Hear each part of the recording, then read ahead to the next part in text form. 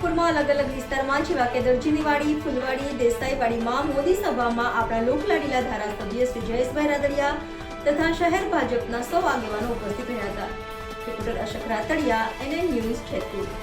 દર્શક મિત્રો, તમારી આસપાસ બની રહેલી અવનવી ઘટનાઓ વિશે જાણવા માટે NN ન્યૂઝને લાઈક કરો, શેર કરો, સબસ્ક્રાઇબ કરો અને બેલ આઇકન પ્રેસ કરો, જેથી આપને નોટિફિકેશન્સ મળતી રહે.